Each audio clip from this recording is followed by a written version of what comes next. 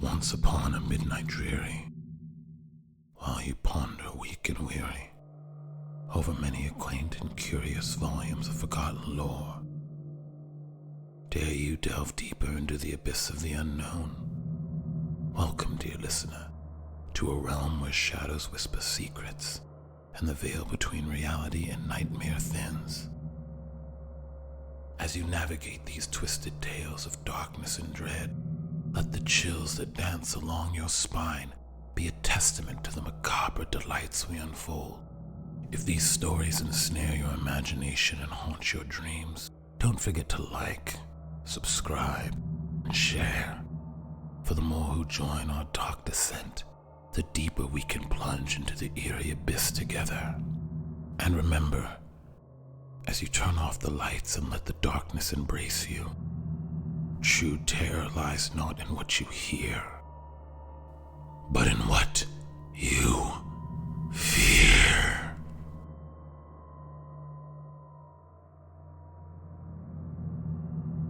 Most of our calls are for pretty run-of-the-mill things, like wasp nests in attics or raccoons living in the walls. That being said, Orion is considered a specialty pest control provider due to the services we offer for atypical or unrecognized pests. Those terms may seem vague at the moment, but I promise they'll make more sense in a second.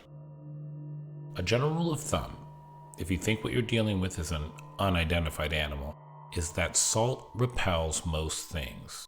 Not everything, but most things. Ground-up white eggshells can be used as well, if you're environmentally conscious. I try to use them when I can, but salt is more readily available. Administering a line of salt to doors and windows, especially windows facing west, is normally the first course of action we recommend to clients who are concerned about potential infestations from the unknown sorts of critters.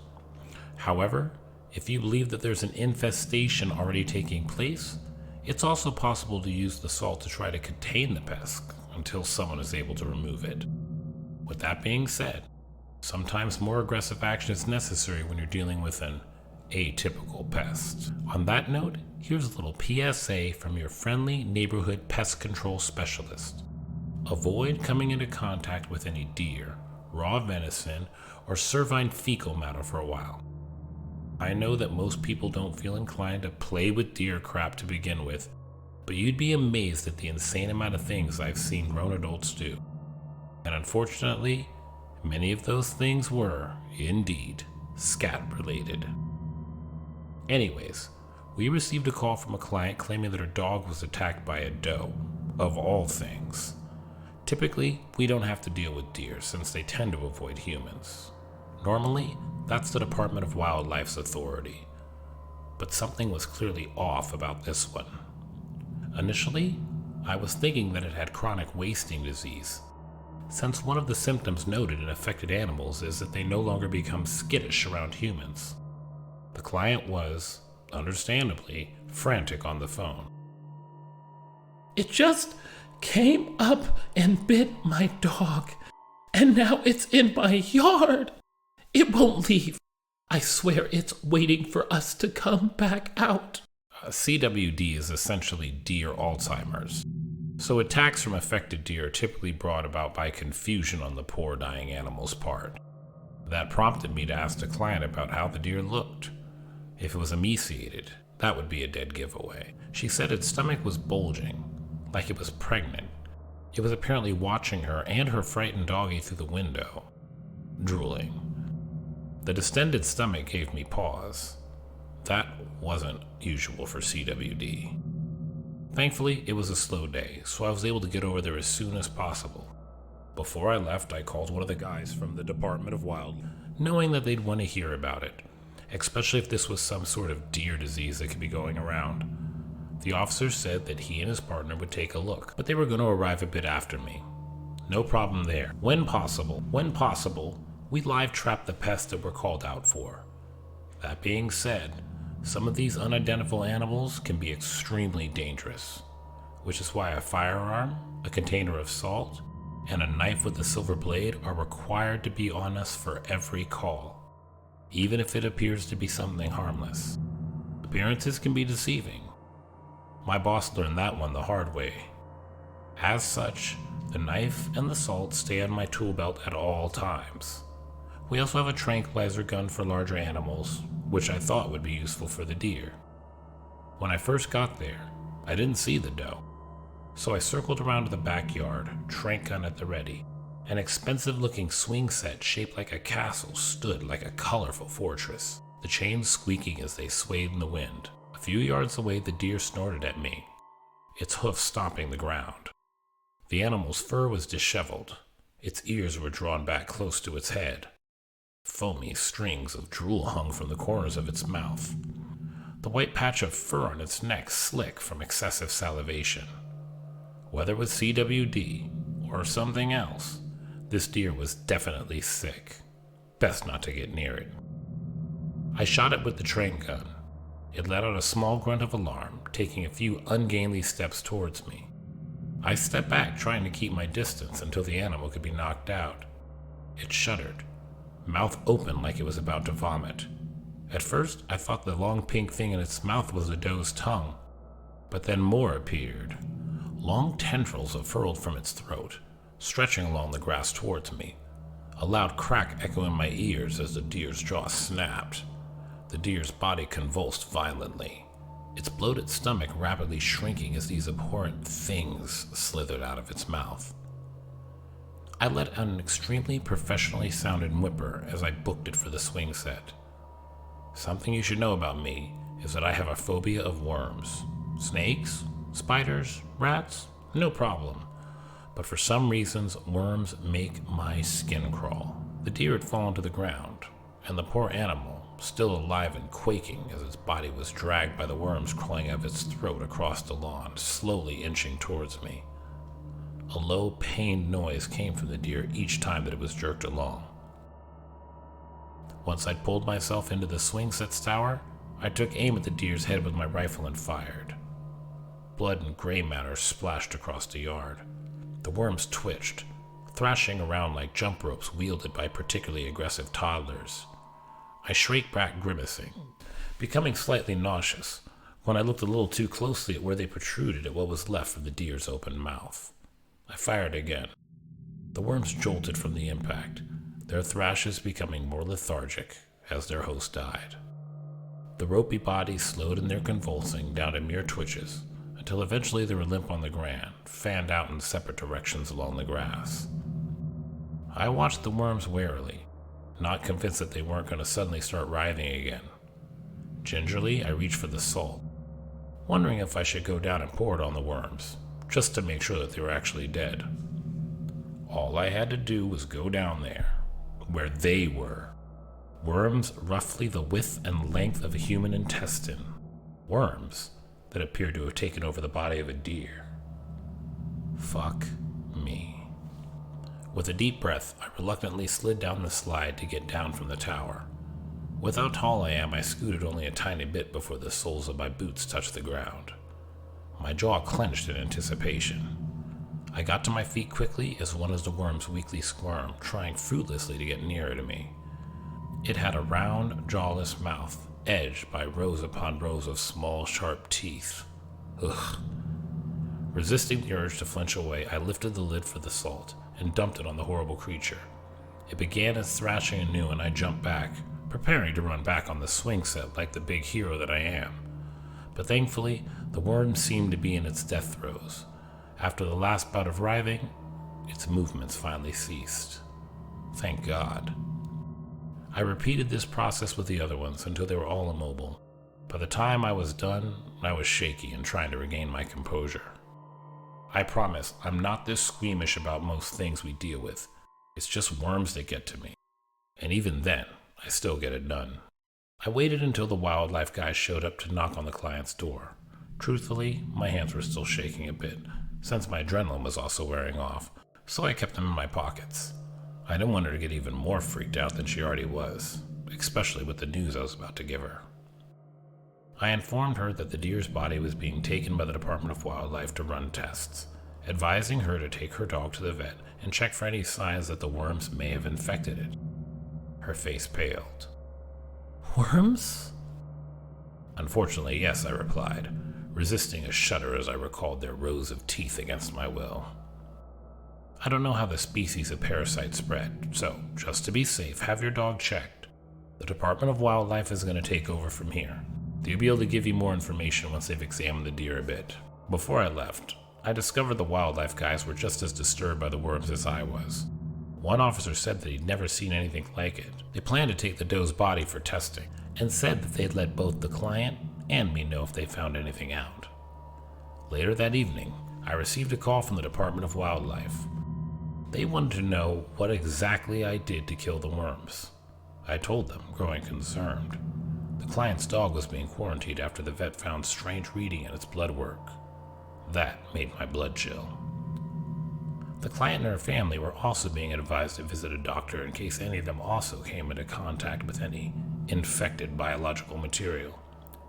The wildlife officer advised me to do the same. They weren't sure if the worms could infect humans, but since it had potentially crossed a species barrier by infecting our client's labradoodle, they recommended extreme caution. I don't think I came into contact with the worms, but I know better than to mess around with things like this. In my initial assessment that everything seemed normal, I was convinced any minor twinge in my body was a worm squirming around in my guts while I waited for my test results. In the end, everything came back normal. Good. I don't think I'm emotionally or psychologically equipped to deal with massive worms growing inside me. Unfortunately, the dog wasn't so lucky. It's not dead, don't worry. It just had to deal with numerous anti-helminth medications until the vets found one that was effective. Thankfully, it's alive and back to its enviable life as a spoiled labradoodle, though I guess the poor thing is more skittish than it used to be. Can't say I blame it. It was good to know this parasite's treatable, as long as it's caught early enough. Granted, it isn't clear how long that window is open for. Hours? Days? Weeks? According to the officer I spoke to, it was difficult to tell how long the doe was infected for. Meanwhile, the dog had only been bitten a few hours prior to needing aggressive anti-worm treatment. They must spread and grow pretty fast. That gives me the impression that the treatment window must be pretty small. When I mentioned atypical organisms earlier, things like those worms were what I meant. They're merely animals that haven't been identified yet, and we get a lot of them around here. Not parasitic worms, thank God. I'd need a career change if that were the case. I mean odd critters in general. Not all of them are hostile either. Like with any animal, most of the time, it all depends on how you treat them. Take the housekeepers, for example. While I was still waiting to get my blood test from the worm incident back, I had a call from a client that had been started with, "Hey, I called the police, but they told me to talk to you. For some reason, someone has been breaking into my house and cleaning it. They haven't taken anything, which is weird. I don't know what some rat catchers would know about that." I rolled my eyes. We don't have any shortage of uppity suburban pricks like this who think their silly little office jobs make them superior to some rat catchers. Despite my irritation, when I spoke, I was professional. "Have you or anyone else experienced any sensations like being pinched in the middle of the night?" "What kind of a question is—" He started to snap, but I guess his brain must have turned on because his tone suddenly changed. "Actually, yes. What does that have to do with the thing in my house?" I ignored his question. "Have you found any broken glassware?" Yes. How did you know that?" "It sounds like you got what we call a housekeeper. They tend to get a little feisty if their work isn't appreciated. So if you leave out some cream before you go to bed at night, the problem should stop." The client adopted his snippy attitude again. "Is that supposed to be a joke?" "No, sir. I'm completely serious. If you leave the housekeeper the offering like I told you, it'll continue to clean your home without causing any more issues for you or your family." "Can I speak to someone who actually knows what they're talking about?" I was struggling to think of a reply that wasn't riddled with cuss words when a pale hand appeared in my face. When the boss get in? Why did he look so awful? Was he sick? The boss flatly said, "He wants to speak to the manager, doesn't he?" Without another word, I handed him the phone. As the boss politely ripped the client a new one, I scanned him. He was always pale guy to begin with, being Scandinavian, but he was even more pasty than usual, and the permanent dark circles under eyes were even more pronounced. Another thing that stood out was that he had a bandana tied around his neck, an odd fashion choice for him. His arms were covered by the navy blue company jacket we all wore, so I couldn't check for what I truly needed to see. The client ended up hanging up on the boss. He shook his head grumbling as he set the phone back in the cradle. Be prepared for this asshole to call back in a few days. I followed him into his office. Victor, is everything all right? The boss didn't look at me as he said, I'm great as I usually am. That wasn't a good answer. I was about to press the issue when he muttered, I'm not using again. Don't worry about it, all right? Reluctantly, I nodded, then went back to my desk. I've known Victor for years. He'd open up when he was ready. Sure enough, the dickhead did end up calling back 3 days later. Wouldn't you know it, he didn't follow our advice. Now the housekeeper was angry, and somehow that was our fault. Customer service, everybody.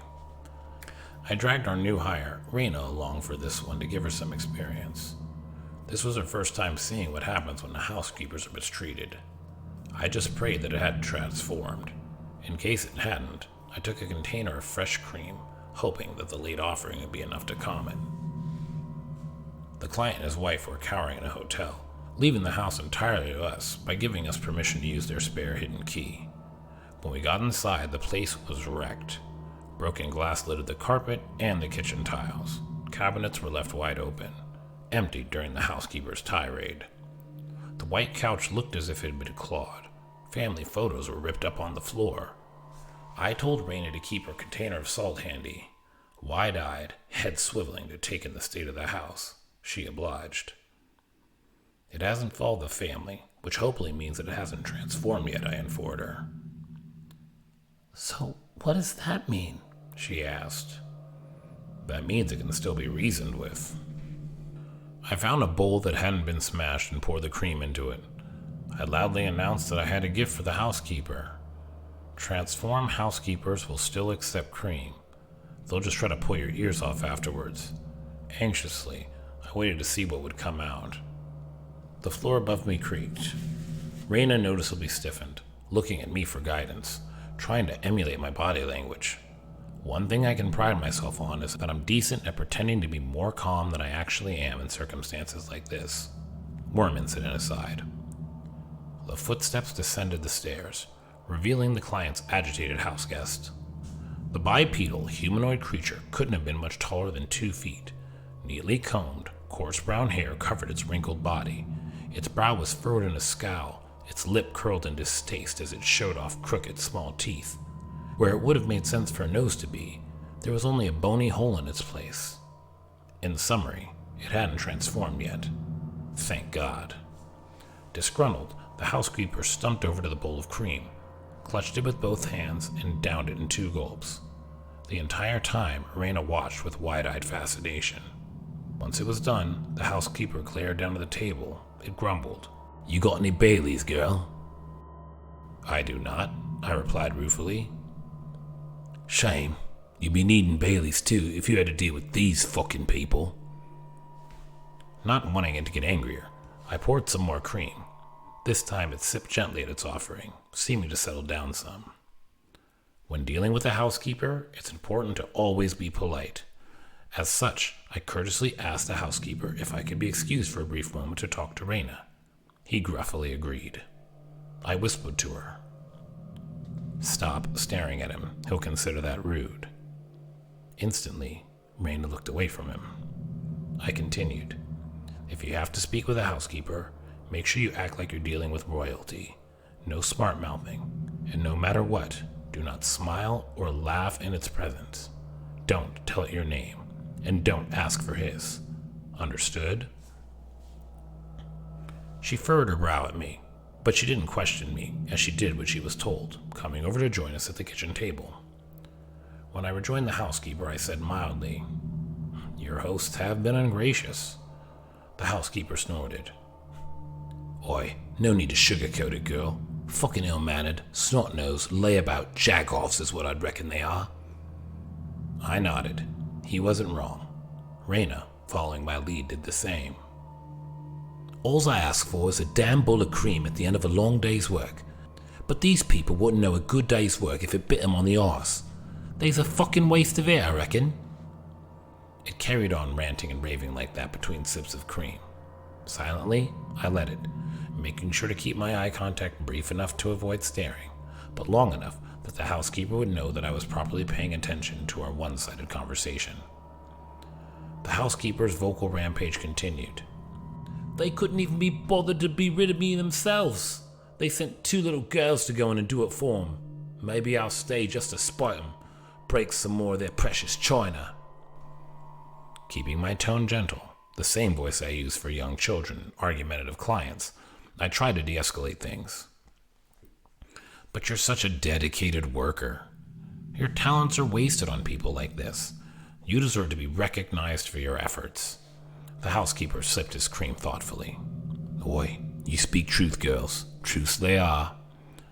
I waited patiently for him to finish his bowl of cream. Raina's eyes and mouth were tight with anxiety as the room quieted, with the exception of the housekeeper gulping down his drink. Finally, he set down the bowl and declared, I'll be seeking elsewhere. I'll seek the worthy. Initially, I breathed a sigh of relief. We wouldn't have to deal with a transformed housekeeper today.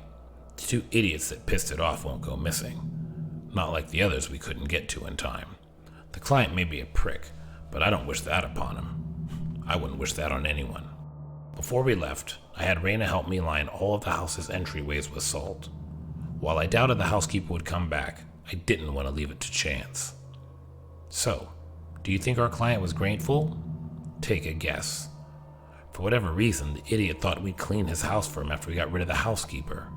He and Victor got into it over the phone, and the client threatened to sue for something. Fucker. Should just let the housekeeper destroy the place. I chose these 2 cases for a few reasons. The first being that I want everyone to be aware of the deer parasites. Please be careful out there. The second reason is that Orion operates in only a few countries in Pennsylvania and Ohio. While we can't help everyone, we can at least arm you all with information so that you don't get into a bad situation with an unidentified animal. Just remember, when in doubt, salt. And if you awaken to find that your house is now suddenly spotless, be gracious and do better than the idiot mentioned above. We add this missive to our continuing tales. I ask you, share my voice with others. Let them know that there is warmth in the cold, light in the darkness. My friends, lovers, disciples, this is Dante, son